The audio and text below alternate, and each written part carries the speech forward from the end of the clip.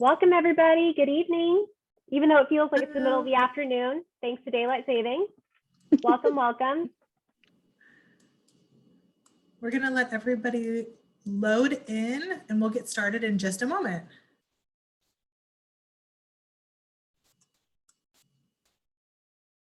Thank you all so much for joining us this evening. We are going to be talking all things high school in our 8th grade college and career parent orientation tonight.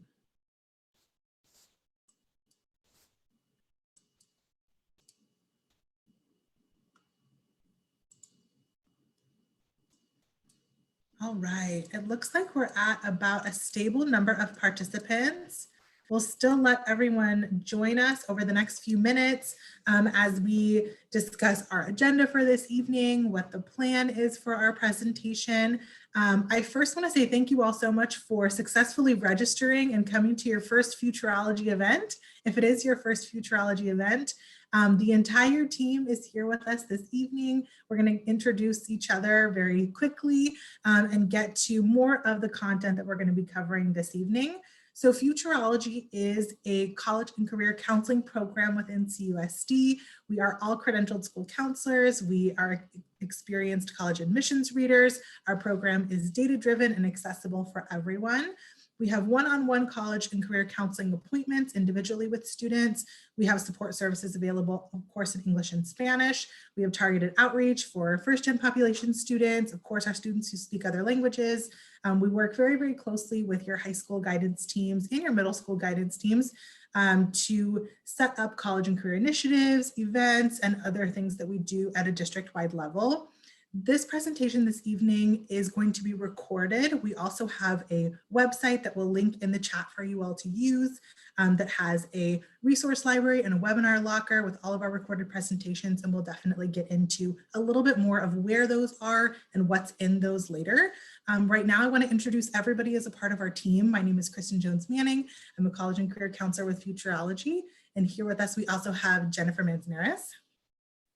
Yes, hi everyone. This is going to be the 5th year I've been with Futureology since it's the beginning. I'm happy to be talking with you all tonight. We've got some great information for you all. We also have Monica Cabrera-Lucero with us.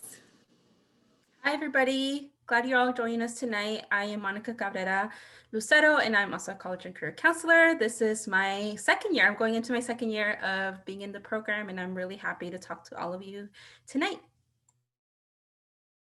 Finally, of course, we have Bea Nguyen.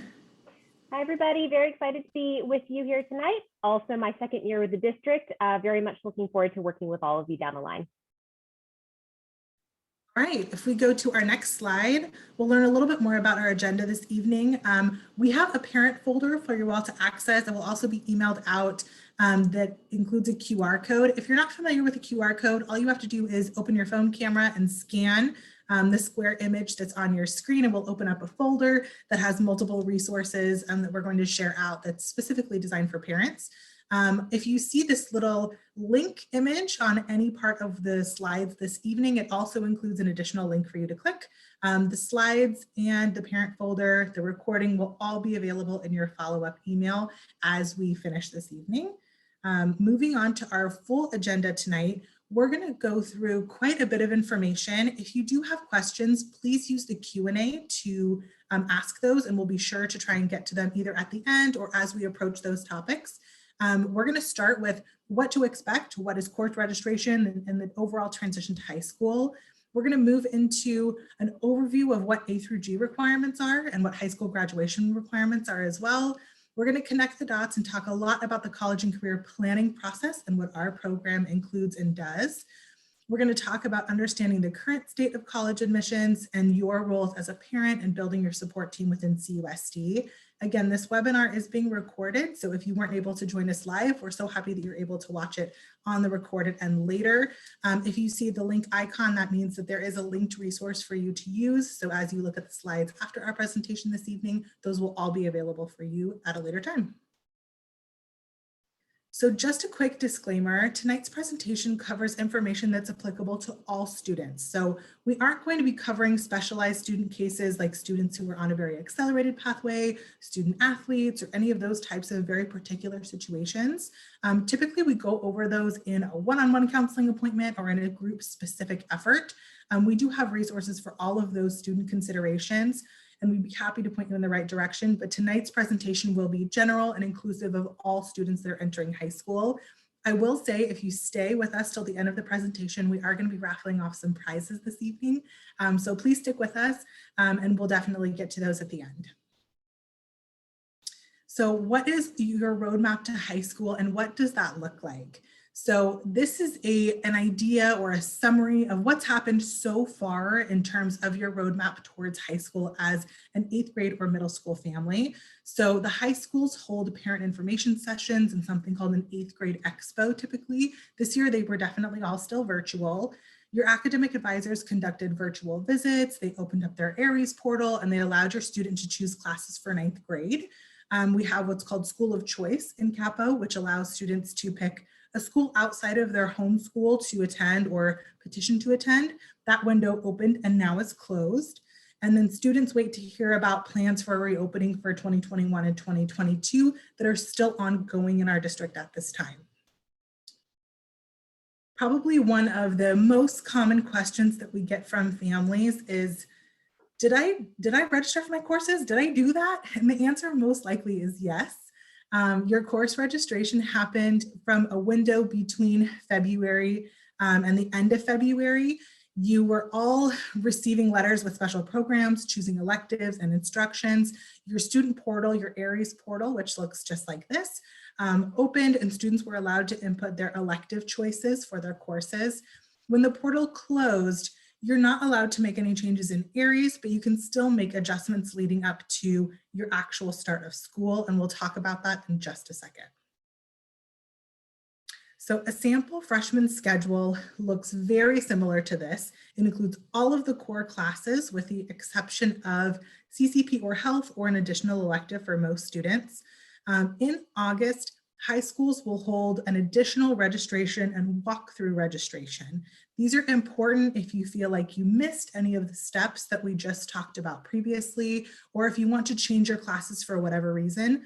Students typically need to change their classes if, for an example, they took a summer school class that accelerates them, they made a sport as a part of a tryout team, or they tried out, were elected to an ASB position. Any of those types of changes typically happen during registration and walkthrough registration.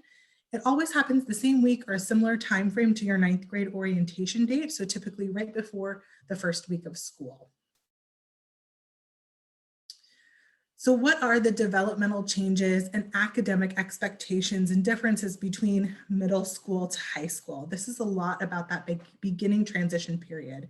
In middle school, students have a lot of opportunities to explore. They actually have a wheel exploration course where they can cycle through several different electives and several different choice options for their courses.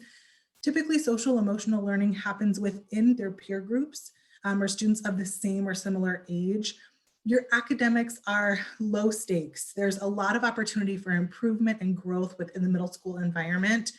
And there are minimal repercussions for risk or for failure. If your student wants to take a more accelerated class, finds out that it's a little bit too difficult or not for them, they have a very easy time typically changing back into a regular or typical leveled class for whatever subject they'd be interested in. Guidance staff and parents hold most of the responsibility for students' academic progression as they go throughout middle school. It's typically very student and parent driven, what types of courses that your students have been taking and what types of risks or additional acceleration that they've been participating in. In high school, there is definitely more classes and more pathway choices. They will vary greatly from high school campus to high school campus. So all of our high schools, especially all of our comprehensive high schools within CUSD, have multiple different pathways and courses that students can choose. The social emotional learning piece happens within peer groups, but it also happens within older peer groups.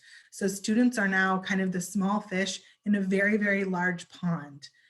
Academics are much higher stakes within the high school, and repercussions for failure or risk could have lasting effects on your future planning.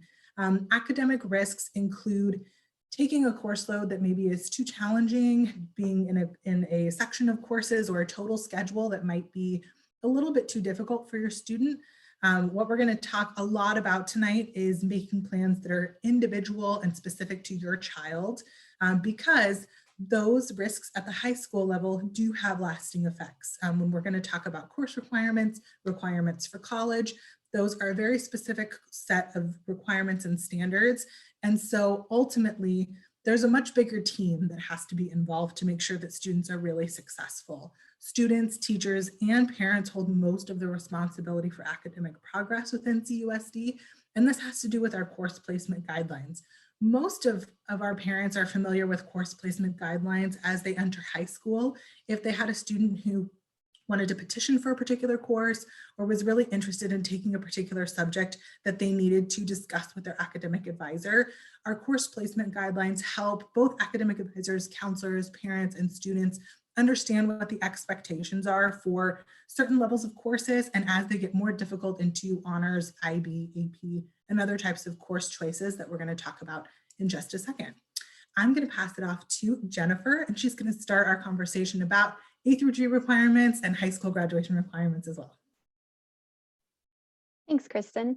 Hi again, everyone. So now let's talk about, the A through Z's of A through G. So A through G courses is a set of requirements that were set by the state.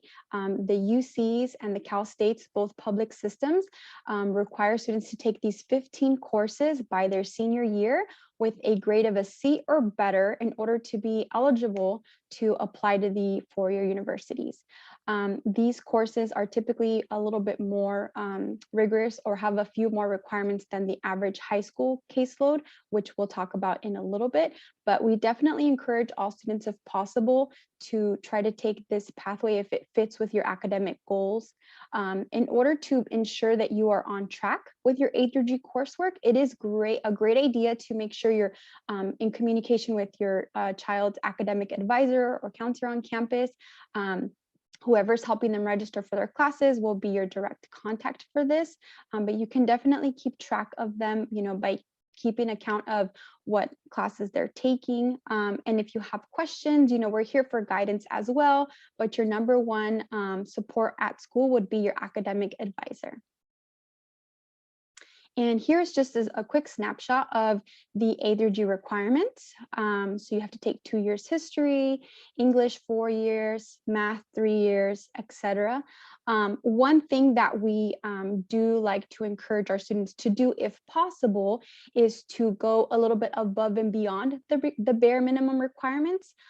Just because a lot of times we get families and students that want to have a competitive edge over other students when applying to selective schools. So in order to do so, it is great to take a little bit more than the bare minimum. So for example, rather than just taking the 3 years that are required for math, we encourage students to do the 4 years to stand out a bit. So keep that in mind as you're creating your schedules, and really think about your learning style and what's going to work for you as you balance your courses. And now here we have a breakdown of the high school requirements for graduation on the left-hand side, and the UC and Cal State A through G requirements on the right-hand side. Now, as you can see, for the most part, they're pretty similar. The main difference here is that for high school graduation purposes, you need to take a VAPA, or Visual and Performing Arts, or a CTE, or another language other than English, right? Whereas for A through G requirements, you do have to take 2 years of foreign language minimum, 1 year of a visual and performing arts minimum, and a college prep elective course. So that's something you want to keep in mind. And then also on the bottom of the left-hand side, we have PE and health. Those are also required for high school graduation, but not exactly required for A through G purposes. So that's kind of a breakdown of the differences there. As you get closer to sophomore and junior years of high school, you may hear about SAT, ACT testing. These are separate from your courses. These are standardized tests used to assess students nationwide for colleges. The landscape of testing is changing a little bit, but as of Currently SAT, ACT is required for a lot of four-year universities. So that's something that we can definitely help you, your family, and your students plan for when we meet in a one-on-one later spring of their, later on as they get older in their high school career. Now we're going to go ahead and take a moment to look at a transcript, just so you have an idea of how to read this transcript. So the very first star that will pop up is red. In that section, you'll be able to see that example there is where students can see what courses they've taken for a semester, the grades. At the top of each section is the year, the school, the term. So that's kind of an easy form of reference. Next up, we'll have the blue star pop up, which will show you where the student GPA is housed on the transcript. So there's multiple GPAs, which can be confusing sometimes to families because we do have a breakdown of weighted and unweighted GPA and cumulative GPA. So your weighted GPA usually takes into account whatever honors classes you're taking or AP classes. Whereas non-weighted will not include those in the calculation. Non-weighted will just include your college prep classes. So that's something to keep in mind. In this section, you will also find the class rank and size, which is important when you're filling out your college applications. It might ask you for that. Another thing to note or keep in mind is that schools such as UCs and Cal States typically look at your 10 through 12 academic GPA. For college application purposes, whereas out-of-state schools usually want to know about your 9 through 12. So that's something that we can help you more with as you get to senior year, but it is something that's good to know. Next up in the next section where the purple star is, that is where any distinction or honor roll indicators will be placed. So that is where that will be housed. And lastly, we have a nice summary where the green star appears of credits and kind of helps you track your progress towards meeting graduation requirements.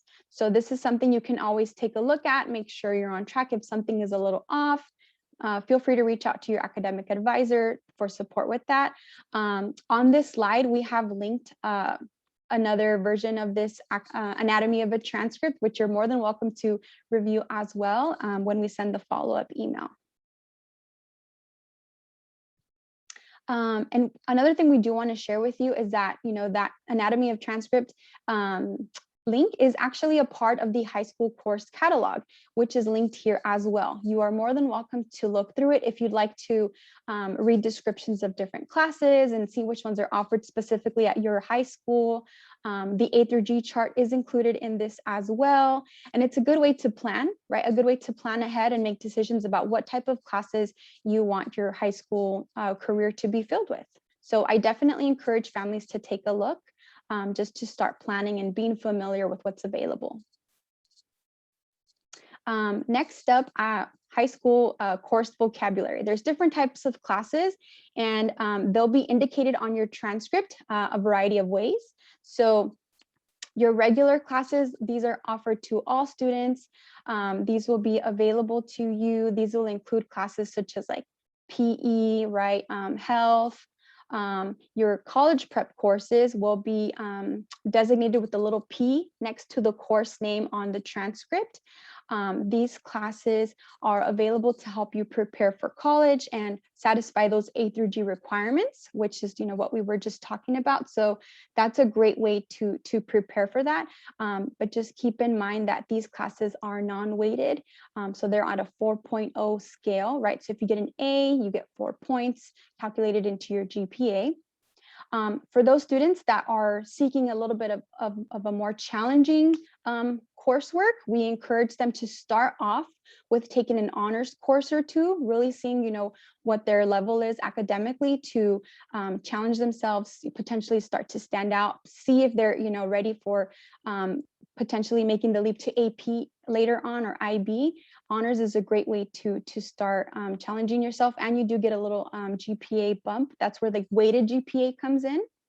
Next up, we have AP classes and IB classes. AP classes are a great way for students to start taking college rigor coursework, right? So it's kind of at that college level. So it's a little bit more challenging. As we hear from students, a lot more homework, right? So really do your research, talk to your peers, talk to your academic advisor and teachers about whether these classes are right for you. We find that it's a great way for students to get a taste of what college courses may be like. And an added bonus is you get college credit for the course you are taking if you pass the test at the end of the year. So this is a great way to kind of get ahead of the game, save some time and money in college. So you'll be on the lookout for those. You can't take AP as a freshman, but eventually you'll be able to. Lastly, we have IB. IB classes are available to our students as well. This is a great way to stand out. These are challenging courses, just as equally challenging as AP courses. The only main difference between AP and IB in our district is that IB is only offered at Capo Valley and at San Clemente High School. So that's something that you can keep in mind as well. And oh, one thing I forgot to mention, that the IB and AP classes are a great way to save money, as I mentioned. So we're going to do a quick poll. Let's see what type of classes have the potential to give you college credit. Let me see if you can see this poll. Hopefully you can. If you can, go ahead and vote. A, B, C, or D.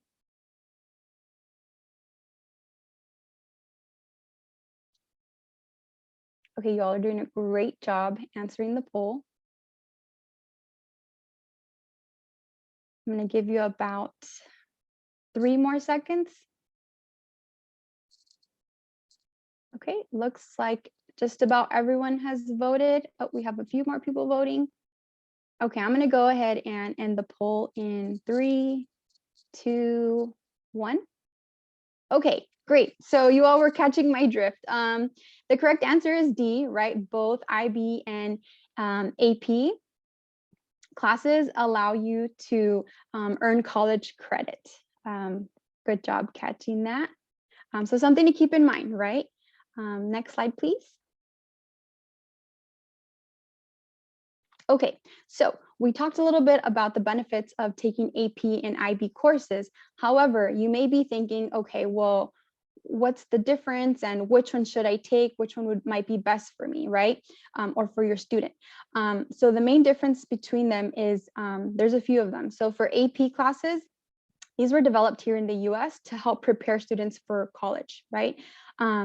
And these are advanced courses, a lot more rigorous, more homework, as I mentioned. However, the AP classes have more of an a la carte approach, whereas you can take a combination of classes. There's no specific set of classes you have to take or a required amount of classes you have to take. So that's something that you can keep in mind. And okay, thank you. Whereas the IB courses, those are actually the headquarters is in Switzerland, and those were meant to be an internationally recognized diploma. So those do have like a specific program or curriculum that students need to take. However, it is possible to take a few, but traditionally they are meant to help you gain an internationally recognized diploma. Now, for those of you wondering, okay, well, what do colleges prefer, right? Am I going to stand out more if I have an AP classes or IB classes? The answer is both are equally valuable. They're both a great way to help you stand out. Colleges really just want you to challenge yourself. They look at you at the context of what you have available to you, right?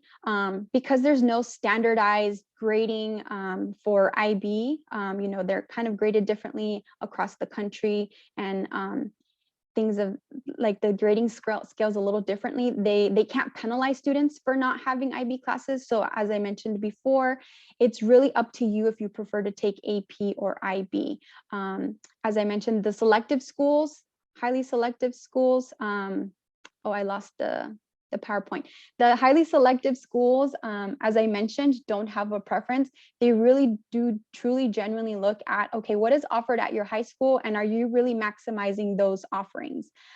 This quote down here, I pretty much literally took a picture of it from the Princeton admissions website. And as you can see here, they are also encouraging students to just take the most rigorous courses available to them, which can be a combination of AP, IB, or dual enrollment. For those of you that don't know what dual enrollment is, those are classes that you can take at a community college while you're in high school. So again, the name of the game here is just challenge yourself and really do your best. And now I'm going to go ahead and pass it along to Monica. Thanks, Jen. So now that you've all kind of gotten the basics as to what courses you need to complete to graduate high school, what courses you need to do to be eligible for college and to be a competitive applicant for college, I want to also address what are the other benefits of, of your classes? What other things are you gaining from these classes? Some of those things include like you're getting valuable skills like communication, teamwork, time management, all those different things that you've gained from, being in classes, but also just the technical knowledge like math and all that. But we also want to make note of that these courses, high school courses, could also be a connection to your future. And the way that can happen is by exploring other courses that match your specific career interests. So we have two options in that we kind of suggest here on from our team is that, we have our college and career advantage courses, which are CTE courses, which I'll go more into a deeper dive in a little bit. And also students could take advantage of what Jen mentioned earlier, dual enrollment classes by taking community college courses just to explore their all their interests that might not be available at their high school. And so that's the main reason why we want to also touch on this is because we encourage our students starting their career exploration early on, and you can do that through the classes that you enroll in starting from 9th grade. So if you can go to the next slide, please. Okay, so as I mentioned earlier, one of our programs, one of the options that students have is taking a CTE course through their school. So CTE courses or career technical education courses are available at each school in our district, each high school, through our partnership with College and Career Advantage. So students have up to 20 career pathways, access to up to 20 career pathways at their high school. And if you can see the image on the right, you can see all the different high schools and the pathways that are available at those schools. So I want to kind of educate also, if you're not aware, what a pathway is and what CTE is, because these are just some amazing programs that many students don't necessarily associate with career technical education. So you might have seen when a lot of you register for your classes for next year that you have all these different elective courses, and some of those are actually might have been associated with a pathway or are a CTE course. So CTE is an educational program that prepares students to be college and career ready by providing relevant courses and access to career pathways. So a pathway is a sequence of courses within a specific career field that prepare students for post-secondary options in that field. So a pathway may be like animal science, where you take tech courses, right? And you'll complete those courses as part of that pathway. And sometimes you may get a certificate of completion as part of completing those courses that are part of that sequence from that pathway. So pathways available at CUSD include engineering design, as I mentioned, animal science, game design and integration, operations and aviation, design and visual media arts. And those are just a few. As you can see, there are so many pathway options at each of the different high schools. I did link information about College and Career Advantage or CCA, so that you can explore all the different pathways at each of the high schools that you may be that your students or students that are here you may be going to next year. So it's a really great opportunity for students to start their career exploration and jumpstarting their their planning for their future. So if you can go to the next slide, I want to talk a deeper dive into community college courses, or what we call dual enrollment. So students in high school, K to 12, you all are eligible to take courses at the community colleges for free each semester. That includes summer.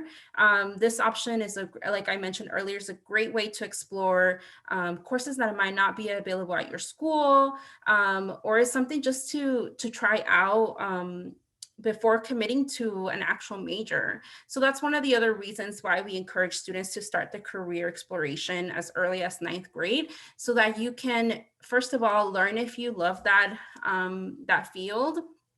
And second of all, it's just to get experience, to gain those valuable skills that you might use for your career in the future. So one important or one fact that we found out is that dual enroll high school students have a greater success of completing a 4-year degree. So up to 42%. So that's a really great, if that's not a good enough reason to consider these courses, I don't know what is. But I mean, other than, being able to explore your interests, you're also gaining college credit. So I think it's a win-win situation with taking dual enrollment classes. And then with these two options, dual enrollment and the CTE courses, you definitely want to talk to your academic advisor about those if you ever are interested in taking those courses. If you can move on, please. Okay, so kind of changing a little bit the conversation. We want to talk about how does the planning process start? I know we talked about classes, we've talked about where students are at developmentally. So let's have a conversation about this process because traditionally, families and students, they start with, the process looks like this. They plan for their future after high school by starting with the college they want to go to. And they may have students here or families here. You may already know, like you may already have had an idea of what college you want to go to. And that's okay. That's usually where families are at, is that they have heard, students and families have heard from relatives, from TV, from the internet about all these amazing colleges. And they're like, well, I want my student to go, I really want my student to go here, or the student may be themselves be like, this is where I want to go. So that's usually where most of the students that we meet with are at, is that they've already decided on a college, but they're also haven't decided on a major. So this is the pathway that traditionally families and students take, is that they already have a college in mind. And after that, they kind of decide on a major, and after that, decide on a career. So we want to actually change that paradigm, change that mindset and that process into hopefully ingraining this into early on, since you all are, families of 8th grade students, is that we want you all to start the career exploration process with the mindset and thinking that this is a lifelong process.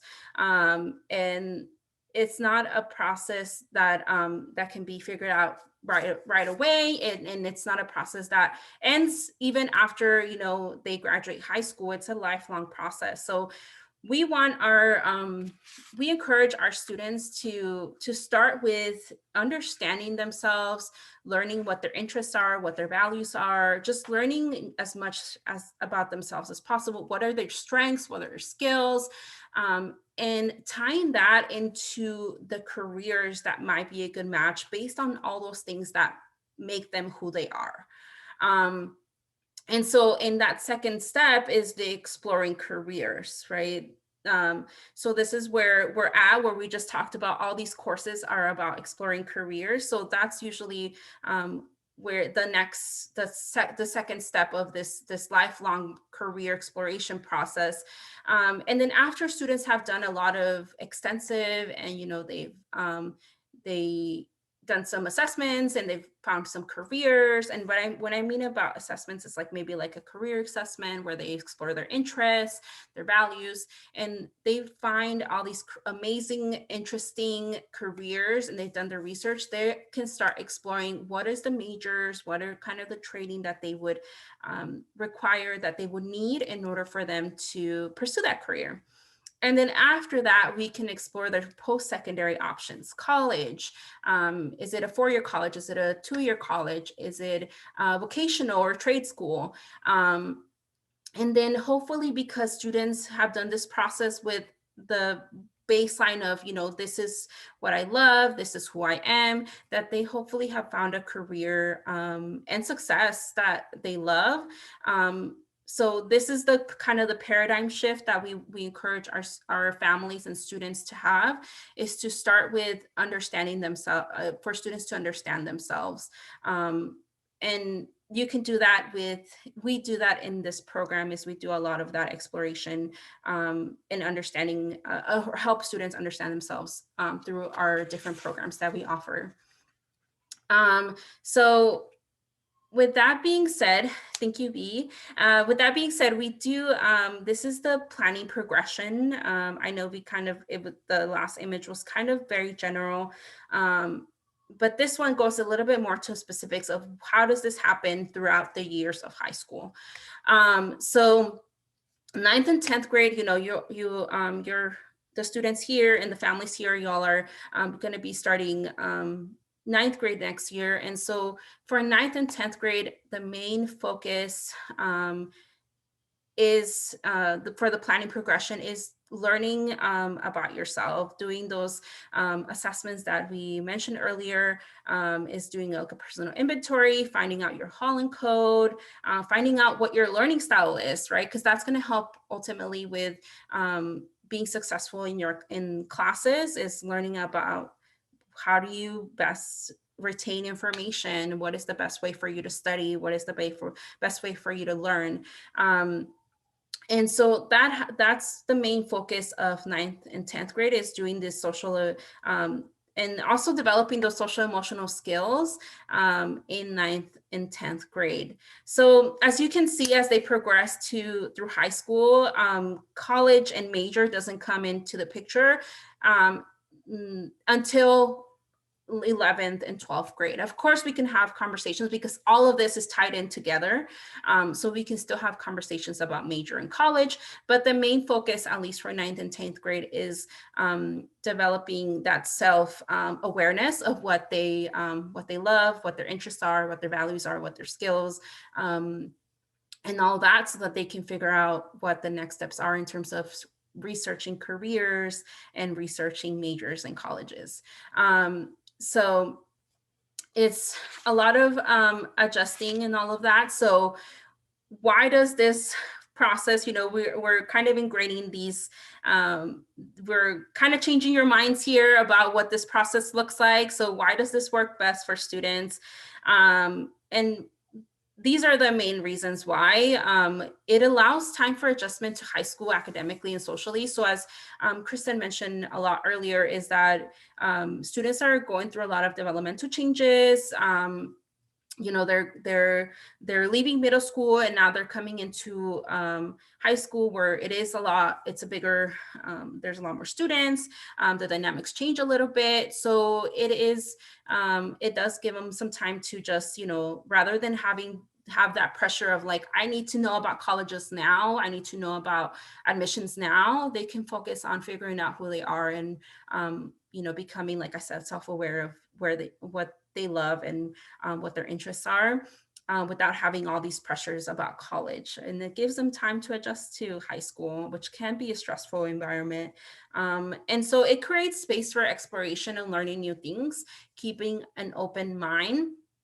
So, we want them to have the space and the time to explore all their different interests, right? We're counselors at heart, so we want students to to feel like they are, they are able to, what am I trying to say? Like, they have the space to say what goes on with their lives, that they're able to make decisions for themselves and all of that. So we want them to have that time during 9th and 10th grade to figure all that out. And then developmentally, as we said, students change drastically from 9th to 12th grade. So what they know and what they are now in 9th and 10th may be different from 9th at the end when they're graduating high school. So it's a good plan for them as they develop from 9th to 12th grade. And then also this process is, it should help them with their process of searching for colleges and their post-secondary options. And they can be, because they can be more intentional and focus on their goals. They can, they know that their goals are based on who they are and what their interests are. So those are the main reasons why those are important. And if we can move on. So with that being said, here's an overview of some of the things that we believe are good things to kind of check off, to have as a checklist for 9th grade students. So we've talked about A through G courses here. So under our students and families who are joining us tonight, please understand that. And then we also, you should be developing a 4-year plan as far as like what classes you may consider taking. You should be developing your study skills, right? So it's going to be very different from middle school. It's as Krista mentioned, it's higher stakes. These classes are going to be very important if you do want to go to college after high school. These courses start being very important starting from 9th grade. Consider those CCA or what we call CTE courses, and then doing career exploration, self-exploration, remember self-awareness, and then pursue interest through extracurricular activities, so like clubs, sports, volunteer, and then plan for summer as well. Keep in mind that that's also a great time for you to explore your interests even more. So maybe doing like a college class, volunteer, passion project, or, educational travel, just a lot of different options. Just the sky's the limit. And then we do have some great events for 9th grade students. We do a lot of career exploration with our 9th grade and 10th grade students, and 11th grade students. So starting from 9th grade, you can come to one of our Eureka career exploration workshops where we do a lot of those career assessments that I mentioned earlier, so that you can start learning more about yourself. And then we also have some 21st century skills workshops, webinars. And those are, we talk about what are the relevant skills to be successful in the 21st century world of work. And then we also do career panels. So we have experts in different fields come and talk about their trajectory into being successful, people. And then we also do resume workshops. And then we also do in the spring, we also do an interviewing skills workshop. And so the really great events just for all of our students. And then we also have one-on-one appointments with our 9th grade students. Usually that happens that's in the spring, not usually, it is in the spring. We meet with 9th and 9th through 12th grade students in the spring, and then in the fall it's only 11th and 12th graders. And then for 9th graders, we do have a little requirement for you to make an appointment, is you have to have attended a Eureka career exploration workshop, which is, like I mentioned, our workshop where we do a lot of assessments. So a lot of different things for checklists, but know that we are here to support you along the way. All right, I think that's it for me. I'm going to pass it along to B. Thank you, Monica. And just as a reminder to everybody, all of our services are 100% free all of the time. We are part of Capistrano Unified School District. And again, everything that we offer to you and your children are free, just as a reminder. I hope everybody is doing good so far. We are coming into the latter half of the presentation. You are all doing great. Let's talk about college now. I'm sure that's on everybody's mind. So let's talk a little bit about college admissions, what that looks like, and keep in mind that you are parents of guardians of 8th graders, right? And so there's a lot more that we'll be talking about over the years. As 10th graders, as they become 11th and 12th graders, there will be more presentations, there will be more webinars, there will be opportunities to meet with us one-on-one. So just know that this is the tip of the iceberg, but we wanted to give you a foundation of college admissions as you go into your very first year of high school, okay? So college admissions basics, how does it work? As Kristen mentioned earlier, we are all experienced college admissions readers. We have the benefit of having both worked in that realm as well as being school counselors. So let's start with the two basic methods of college admissions. Typically, colleges and universities in the country will evaluate students for admissions in one of two different ways, typically, okay? The first is an academic index eligibility, right? And you can think of that as evaluating a student purely on hard factors, right? Academics, essentially, test scores if we have them. And that includes SAT, ACT, also AP and IB scores as well. And so schools like that, a great example would be the Cal State, right? They use an eligibility index. They look at your students from a numbers perspective, and that's how they evaluate students for admissions. So again, they're looking at those kind of hard factors. The other way that students will be evaluated for college admissions, depending on the school, will be what we can call a comprehensive review process or holistic review. You might have heard that before. And a great example of that would actually be our other public university system, the UCs. They evaluate students on a holistic or comprehensive review from that perspective. So what does that mean? You can consider that hard plus soft factors, right? So they're still going to look at the student's schedules, their course rigor, their GPA, their test scores. They're also going to look at the student outside of the context of their schools, right? They're going to look at the students as more than just a number. And they're going to be the types of schools that will ask your children about, their activities and the awards that they've received. They're going to have personal statements that students will respond to provide greater context for the world that they live in, okay? So just keep that in mind as we're thinking about how colleges will evaluate students. Now, you can think of college admissions in these by these four basic categories, right? First of all, they're going to consider the student's academic record. They're going to consider the rigor of their academic record. So what does that mean, right? Rigor of your academic record. They're going to say, well, gosh, the student seems to have done really well. Let's see how much they challenged themselves. Did they take any honors, AP or IB courses while they were in high school? Did they take any college classes while they were in high school? How many honors, AP, IB courses were even offered at their high school in the first place? And then they'll compare that to how many that particular student took, right? Again, courses taken outside of high school is going to be something else that they consider. So what Monica mentioned earlier about those dual enrollment courses at Saddleback, that's a great way to demonstrate academic rigor. We're not saying to do this right away. Every child will learn at their own pace, but once you feel that they're ready and they want to explore what they're interested in a little bit more, taking a class at a community college over the summer, again, is a great way to demonstrate academic rigor and also to explore a pathway that they might be interested in. Another way to demonstrate academic rigor is to take, above and beyond the requirements for that particular subject, like Jen mentioned earlier, right? The UCs and the Cal States require 2 years of language other than English. If your child took 3 or 4 years, that's demonstrating academic rigor. So that's part one. Part two, grades. That's pretty straightforward, right? They're going to look at your child's grades. They're going to look at their GPA, and they're going to see those grades laid out in front of them when they're evaluating your child. So again, schools focus on academic GPA typically.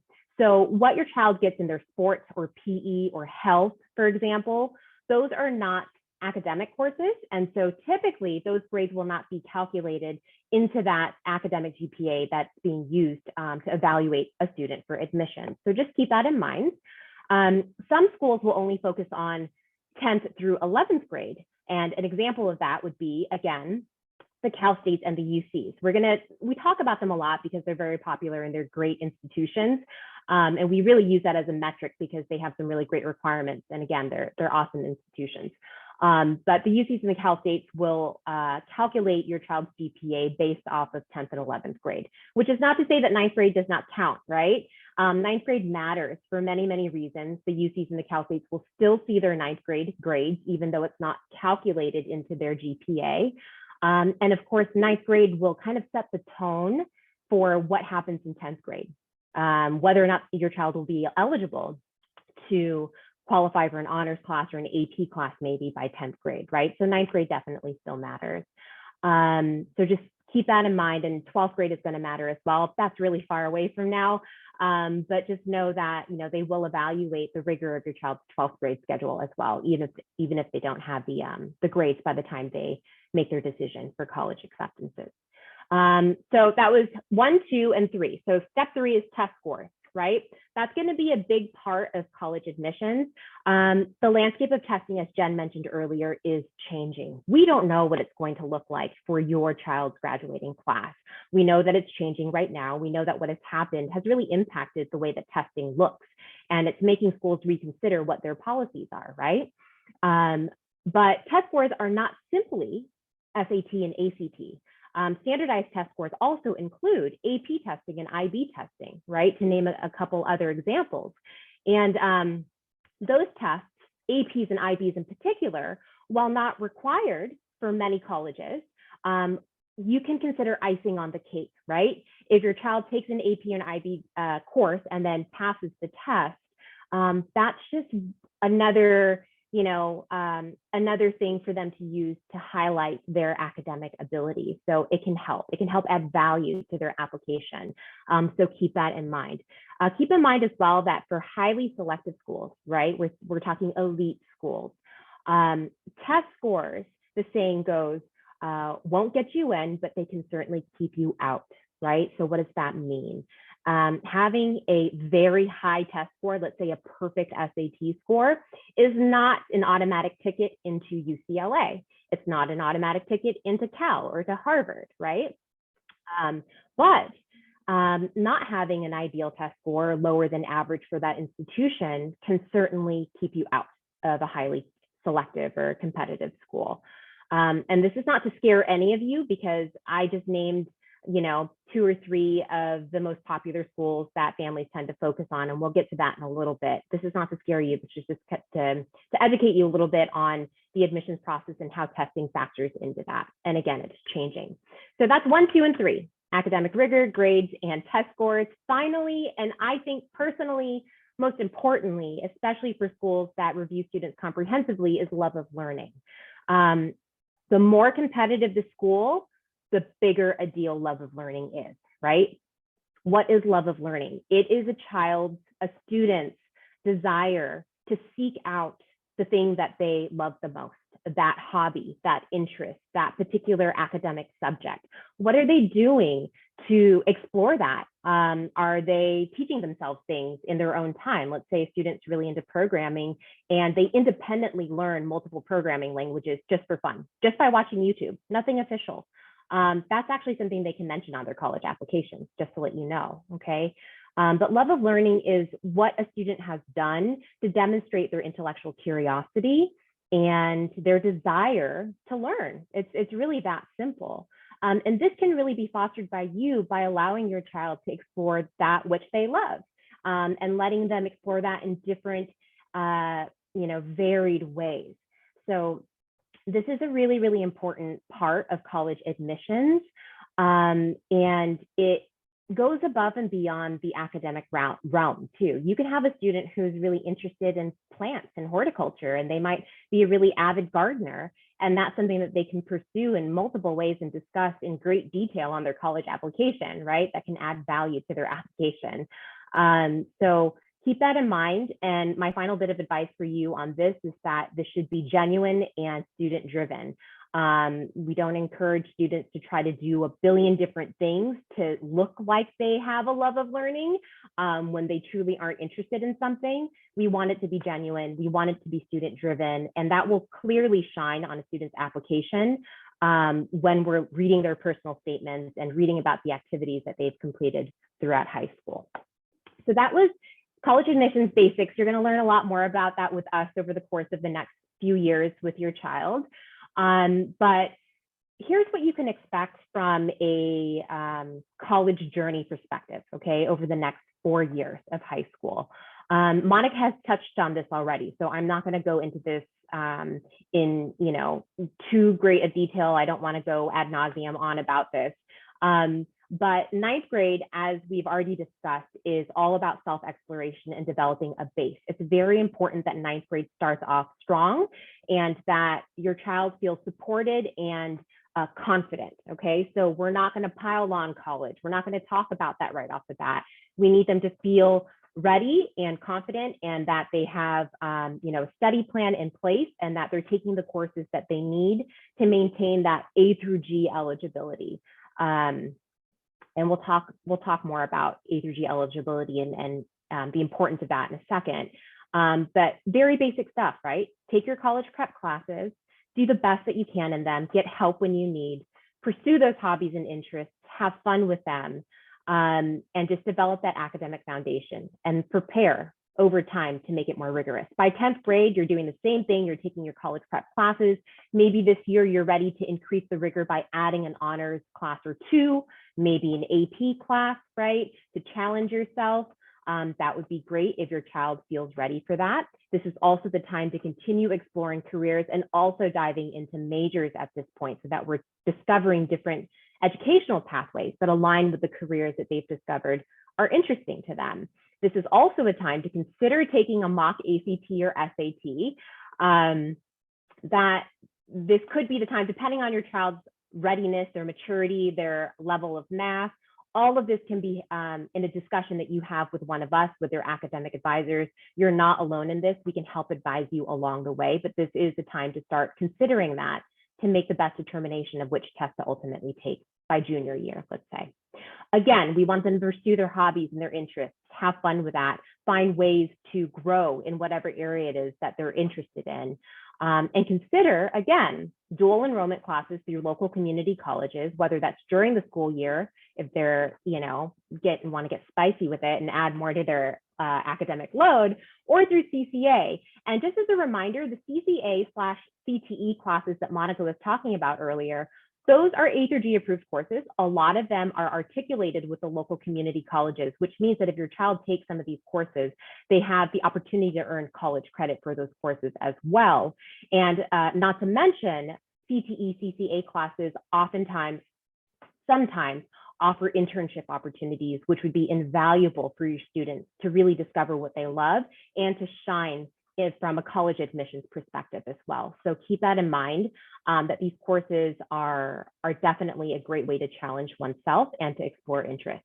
Going into 11th grade, we're going to be preparing for testing. We're going to be talking more about colleges. This is when we're going to start building your massive college list and then refining it by the end of junior year.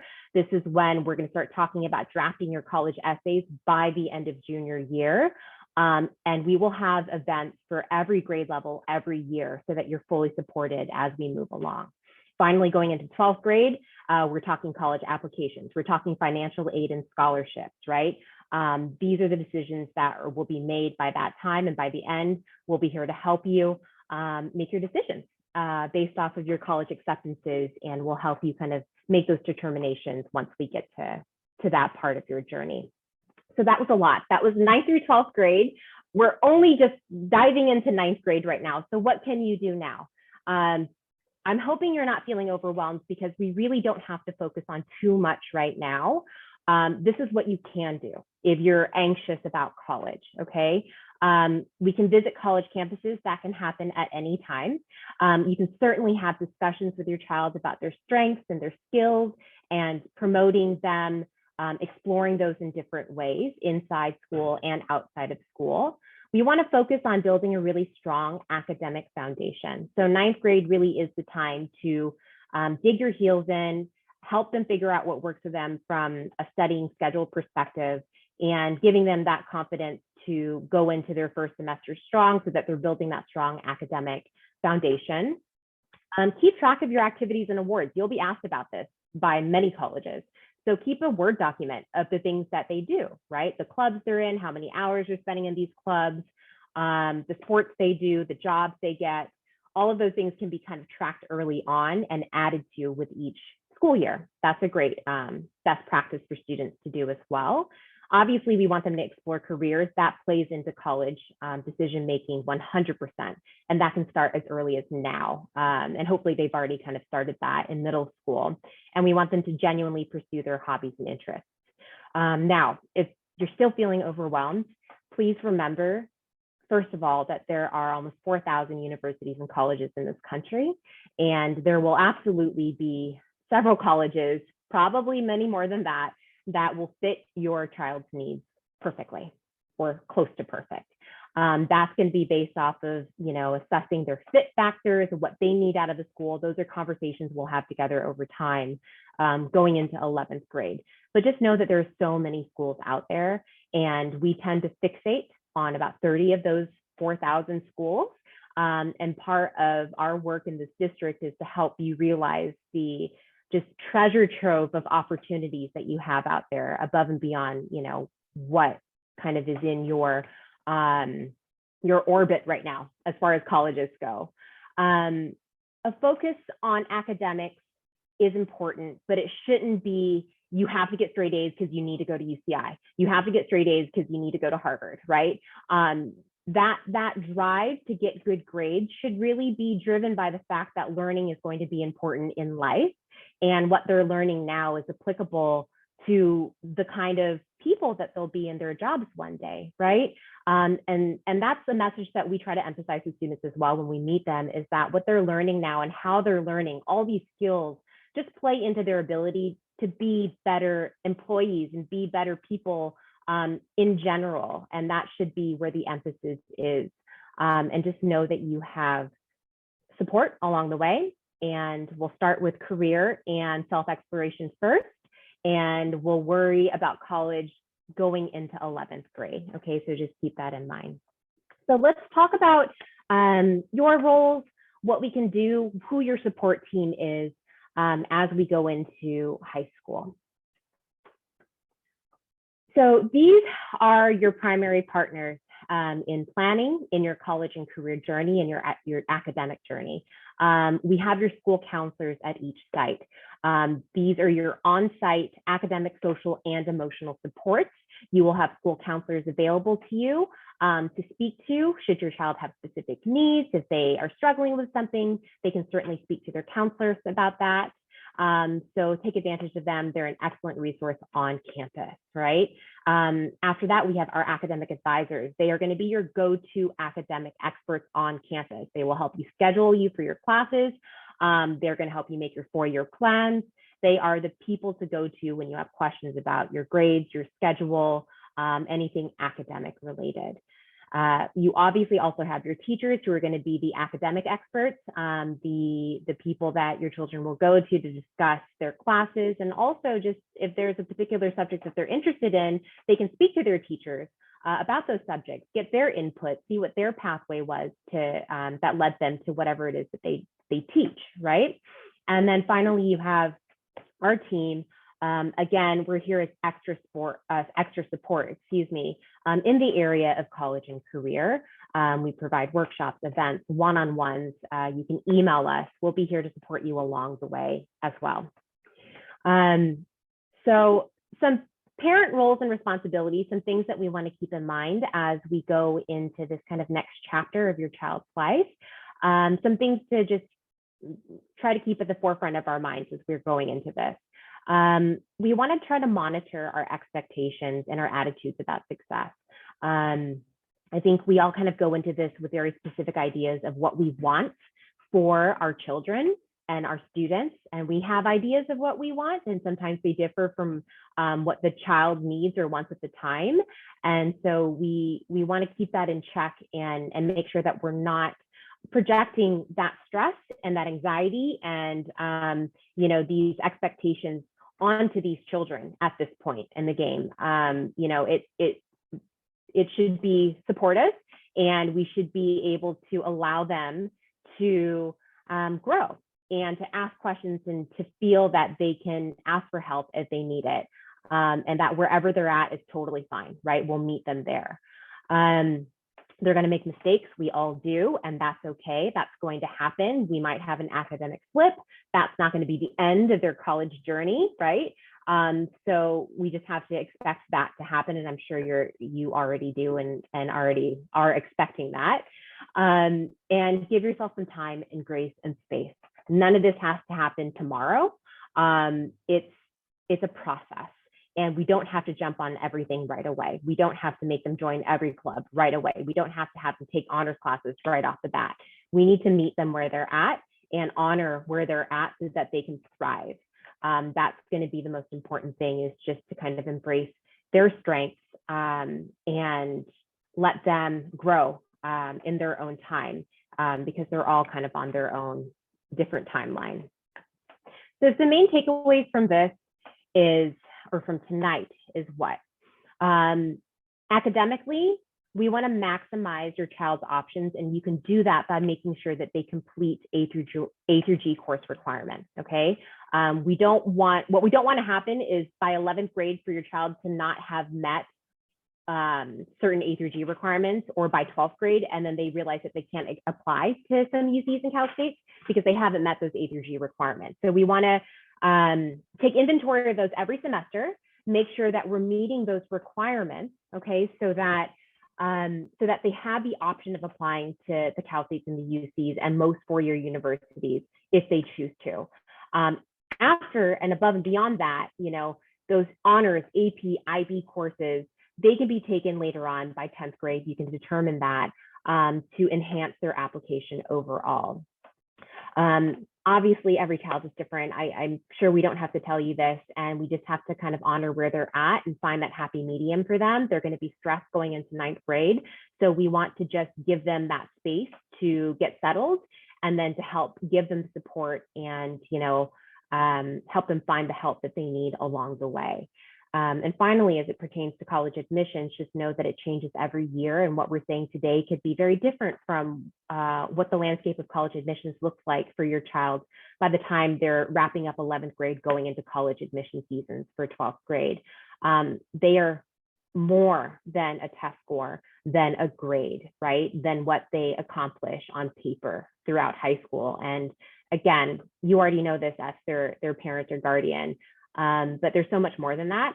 And there are thousands of colleges and universities out there that would love to have them at their campuses. And part of our role is to help them find that, that perfect match by the end of 11th grade. So as we wrap up, let's talk about next steps for you and your child going into 9th grade. Okay, so summer, fall, these are some things that we can do to kind of prepare if we're thinking of, you know, a 9th grader, right? We're preparing for more rigorous courses by doing the best that we can in the courses that we have.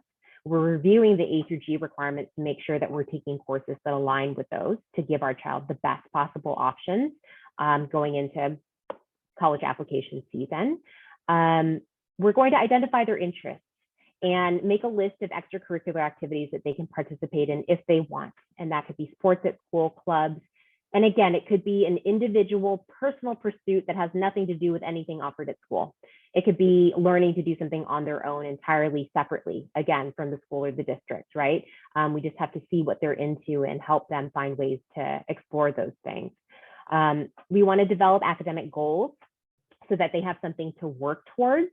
9th grade, again, really does build that foundation going into 10th grade. So we want to establish realistic goals for them and ask them, you know, what do you think you can achieve? What are you hoping to achieve just by the end of the semester or by the end of the quarter, right? Breaking it into small chunks and giving them something to work towards. Join us for our college fair in the fall. It's always a hoot. It's huge. Hundreds of representatives will be there. And this is your opportunity to start talking to colleges just to, you know, widen that breadth of opportunity out there as far as colleges go, and meet with your support team, your counselors, your academic advisors, talk about your four-year plan, meet with us by the end of freshman year once you're able to for some additional support, right? And going into the spring, obviously, we're going to review our grades every semester, make sure that we pass those courses with a C or higher for A through G purposes. We're going to continue exploring our interests, maybe going to a futurology event, exploring careers and majors, going to some panels. Again, join us for that career exploration workshop. That's how students qualify to meet with us in 9th grade. And it's a really great workshop for students to begin that career and self-exploration process. And consider, by the end of 9th grade, as you're talking to your advisors about 10th grade, consider what classes you might take to increase your academic rigor by adding some honors AP or IB courses, depending on where you're at, by considering some of these CTE courses that we've discussed, by considering taking a community college class over the summer, 1 or 2 of those, again, to demonstrate academic rigor, but I think more importantly, to explore your child's interests. So these are some next steps for you. Again, this is all going to be provided to you after tonight as a PDF so that you can save it, look at it, refer to it when you need. And with that, I'm going to pass this on to Kristen to wrap us up for the evening. Hi, B. Thanks so much. I want to make sure that I encourage all of our families that are still here with us to ask questions in the Q&A. I tried to get to most of them as our team was speaking tonight. We definitely have a lot of information packed into this individual presentation, and we're going to have lots of time for the remainder of our evening tonight to answer those as diligently as we can. So if you do have questions, please feel free to put them in the Q&A, and we'll definitely get to those verbally as we wrap up this evening. So some of the resources that we wanted to talk about and definitely include as a part of this presentation for families is that there are resources for those who are really eager and want to start to learn more about this process at this point. If this presentation this evening really sparked your interest and you feel like, I want to know more about this, we have a lot of stuff on our website that's available for you. One of the things that is probably most helpful for students and families is our webinar locker and our YouTube channel. Those are linked in this presentation. They're also a separate page on our website. It's a full video archive that includes over 100 presentations from our previous years. It includes presentations with our partners, and it's organized by topic. So if there's any particular topic that you're really interested in learning more about in terms of admissions or athletic recruiting or acceleration in terms of your student academic planning, they will be in the webinar locker. Our resource library is another tab that's included on our website, and that is a collection of planning guides, documents, data, any relevant updates that have to do with the college admissions process or college and career planning. The resource library is very similar to what your parent folder looks like. So any handout, guide, document is going to live in the resource library. Our college fair page is an annual event that is updated yearly as we host college reps from all over the country. There's presentations about specific colleges, specific topics. Last year, we had an entire week of breakout sessions that were hosted with our college partners that were so awesome based on a variety of topics for students. They included presentations about specific majors like engineering or what is a liberal arts college, all different types of things that I think as you start to learn more about the college and career planning process and as your students enter high school to explore as an option. With that being said, I mentioned earlier that we were going to have a few prizes to give away tonight. And so we are going to offer 4 appointments, priority appointments for students. Typically, like B and Monica and Jen have mentioned, our 9th grade students, we really want to acclimate to high school. And so we typically don't meet with freshman students until their 2nd semester. We want to make sure that all of you who are eager and willing to register for this event tonight have the opportunity to speak with someone from our team because you are already ready and eager to go. So we're going to spin the wheel. We're going to pick 4 families and 4 names from the wheel.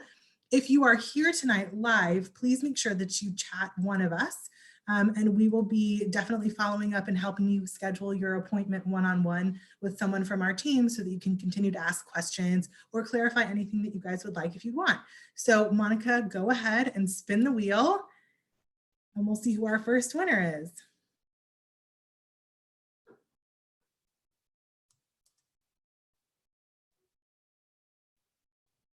Summer, oh, Summer's here. Hi, Summer. If she's here, that's great. Summer, is an academic advisor from one of our schools.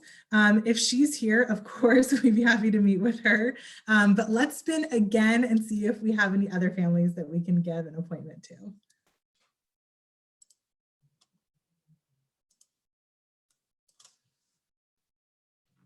We have a lot of names this evening. Claudia Duarte, if you're here this evening, please let us know in the chat and we'll follow up with you to definitely help schedule an appointment with you if you'd like. Let's keep going. I see some great questions coming in. We're definitely going to get to those in just a second.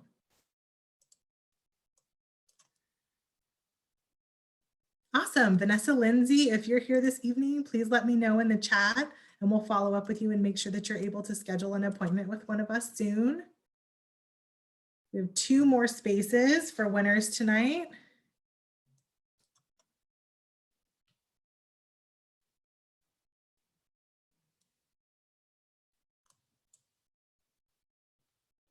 Let's see, Greg Moreno, if you're here this evening, let us know. Thank you so much. And one more.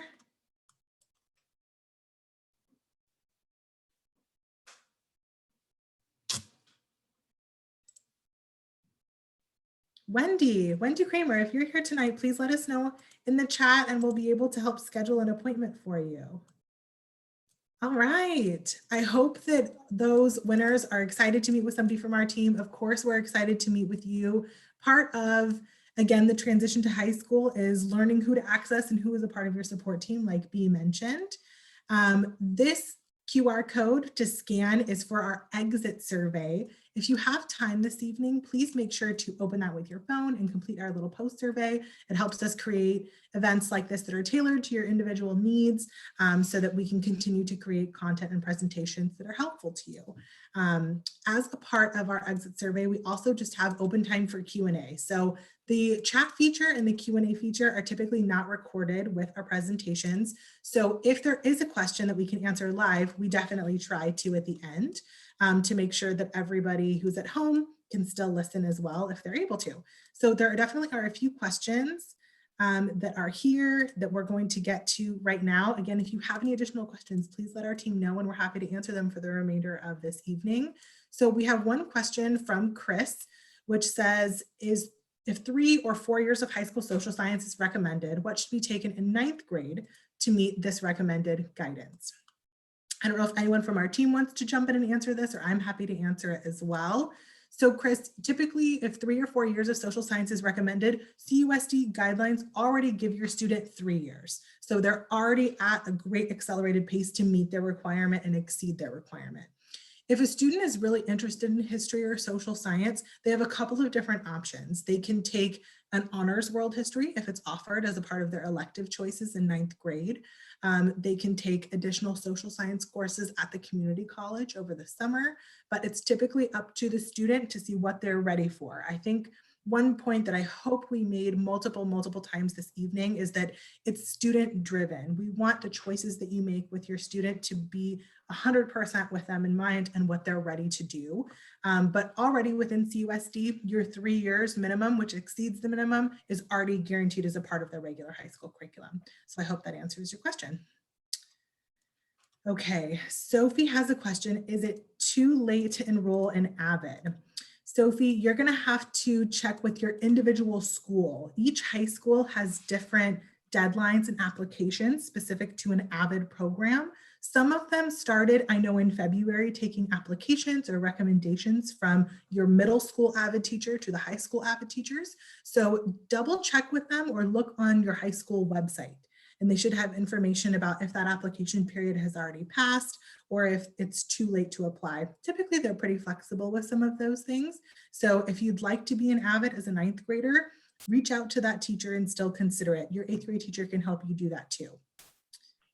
Okay, another great question. How can I know what types of classes are available for 9th grade students at Saddleback College? There is an awesome chart in your parent folder that is available for you all to look at. It goes through beginning in 9th grade what courses are typically age appropriate for 9th and younger grade students.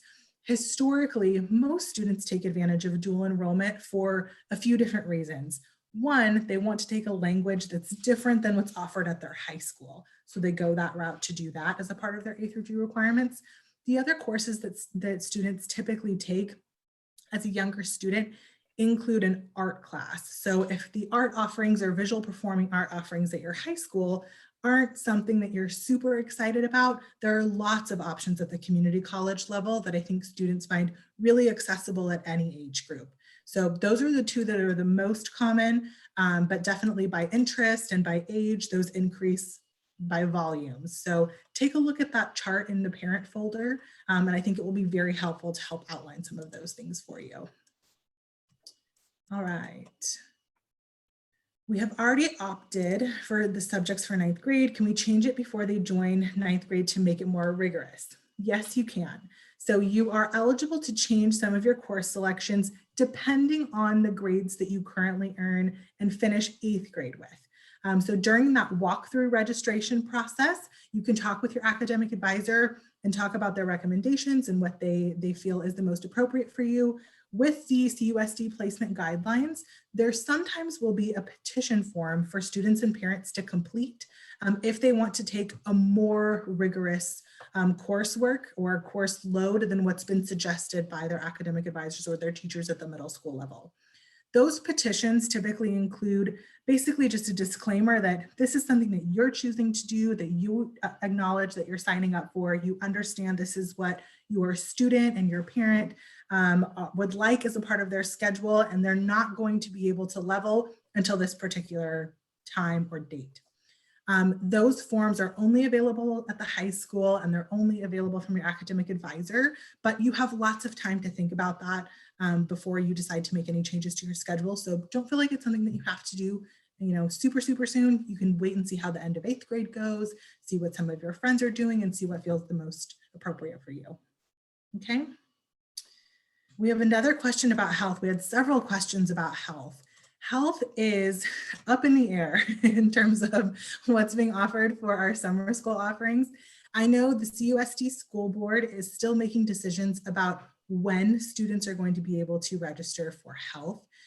Currently, only students that are actually currently still in high school that need the course for graduation requirements are being allowed to enroll at this point. I do believe that students will be able to have other opportunities for summer. Historically, it is a virtual or online course, so there's nothing to worry about in terms of traveling or checking in with your campuses about that individually. But I know it is still something that is being worked out in terms of details over the next few weeks. Historically, summer school registration does not start until April or after we're back from spring break. So we're still a little bit early. Students that are eligible to enroll have not been enrolling yet. So don't worry, you're not late. You're not missing out on any spots. It will still be available for you. We're just trying to prioritize students who need it for graduation first and see kind of how that will roll out over the summer. Some awesome questions. I can see some more coming into the chat. Bea or Monica or Jen, do you guys want to go over some of those? Sure. Go ahead. Oh yeah, I was just looking at the most recent question that just popped in. Can you give an overview on service hours in terms of what colleges are looking for on the application? Okay, so I think that you're referring to community service hours. So the thing about community service is that we're all very fixated on community service or like club or sports involvement, right? And this goes back to what is your child interested in and what are they willing to do because they want to do it. How important is community service in the grand scheme of college admissions? It's not going to be the make or break factor. It's important if it aligns with the greater story of what your child is interested in, right? A couple beach cleanups here and there is not going to move the needle, right? But if your child is genuinely pursuing something and finds ways to participate in community service that aligns with that, that's great. That could be maybe over the course of a school year where it's an hour a week. It could be more than that or less than that. I don't think that we should focus necessarily on the number of hours. I think it's more of a matter of quality over quantity. So is there an opportunity for your child to participate in community service that aligns with something that they really like? Cool, go for it. Do as much as if you want, as that as you want. But there's no number. That's not like 100 hours is not going to get you, you know, brownie points or anything like that. I think it just depends on the student ultimately.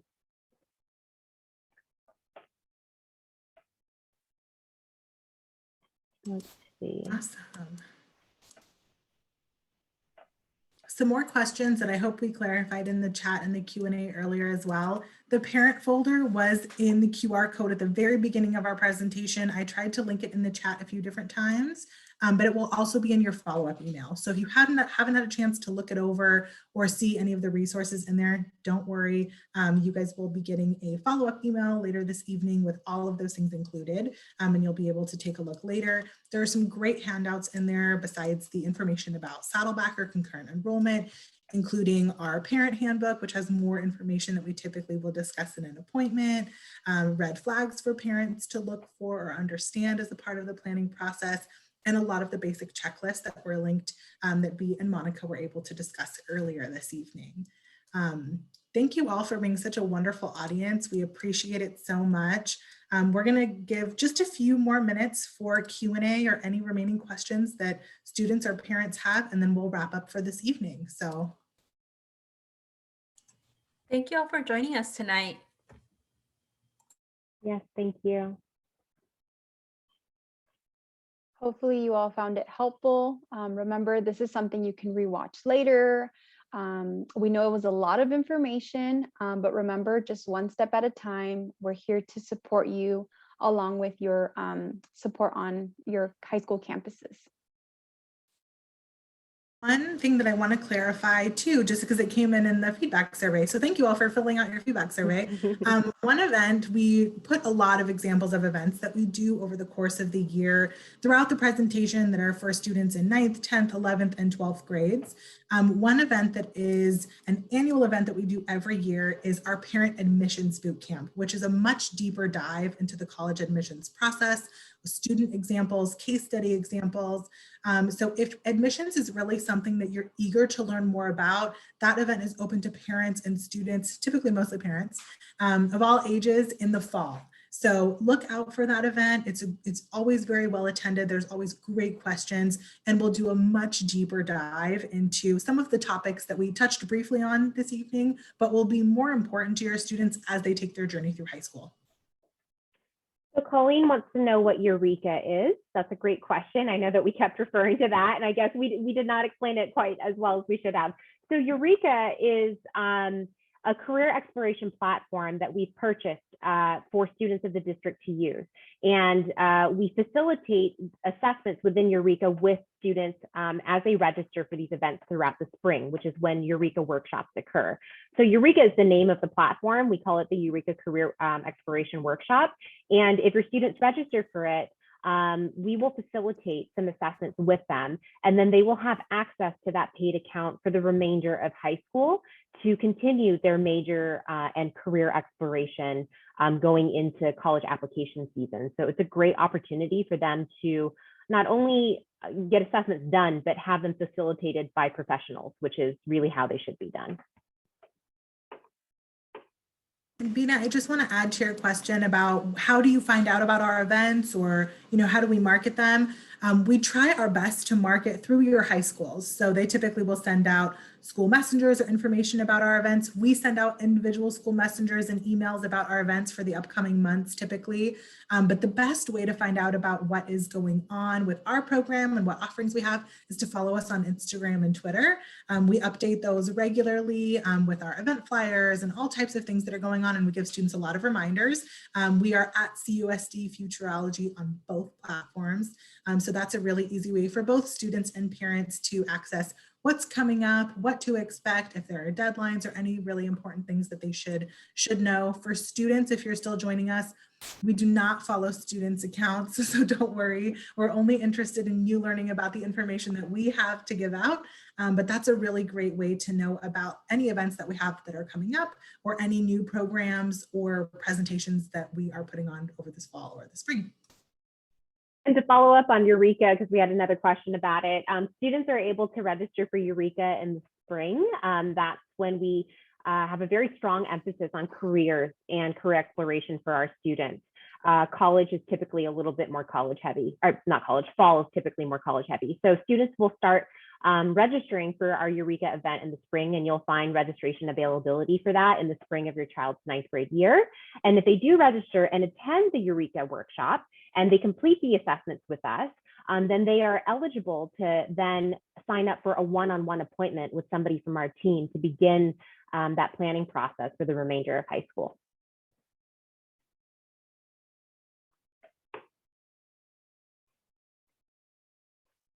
Thanks so much for sticking with us, everybody. If you have any more questions, please take advantage of the last few minutes that we have. We are here to answer any and all of your questions. A lot of scheduling questions that came through about, how students fit things in their schedule, or how do you take this over the summer versus this. So if you have questions about those, please look through some of the answers on the Q&A. It is very different for every particular student or every particular school or class. So there's not one general answer typically that we can give, but we definitely will try to address those questions if you have them. And they will definitely be addressed at your freshman orientation in August. So no worries about that. You guys asked some wonderful, great questions. Oh, Chris Miller, this is a great question. What is the Holland Code? Do you want to talk about what Holland codes are? Yeah, so the Holland Code is something that you would get after you take a Holland Code assessment, right? So the Holland Code assessment is a really, really popular assessment tool used in career exploration and career counseling. It's based off of John Holland's theory of career exploration. And essentially what he says is that people who align their careers with their personalities and their interests find much greater satisfaction ultimately in their careers. And so we conduct Holland Code assessments with students. Either we assign it to them after explaining it to them, or we'll do it together with them in a one-on-one or during the Eureka. Actually, well, we typically don't do a Holland Code assessment during the Eureka workshop, but in any case, we can work on them with your child. And it assesses their interests. It's like an interest profiler. And so what they do is they answer a suite of questions and answer on a spectrum of, strongly dislike to strongly like. And based on those results, they're given a primary code, and that will help align them to different careers that might suit them. And that's a way of essentially filtering out career options to explore so that they're not looking at a list of thousands of careers alphabetically, right? This is a great way to kind of narrow down what they can look at based on individual factors. So that's a Holland Code. It's based off of the Holland Code assessment, which is a career exploration tool. And then Paulina, you have a question about how credits transfer from private schools. If you look back in our presentation at some of Jennifer's slides where she does our full anatomy of a transcript, as long as your students' courses are coded with at least a P for college prep, they will all transfer over with the help of your registrar to a Capo transcript. The only time where we have some issues with students meeting A through G requirements or any differences from a private school to the public school is that typically religion courses or some electives that are included with a private school education are typically not coded as a college prep course or A through G, so they wouldn't be included in your student's academic GPA. But all of the credits should have no problem transitioning over into your student's new transcript or to CUSD at all.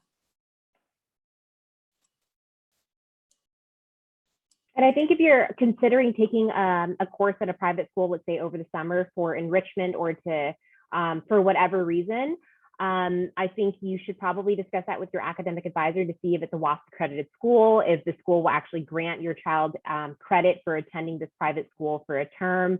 That would probably be a step that I would take just to make sure that they'll accept the credits if you're asking for that purpose of taking, supplemental courses throughout high school.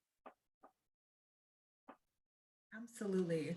We're right at 7:03, so I want to make sure that we honor everyone's time. If there are no more questions in the Q&A or in the chat, then we will close out for this evening.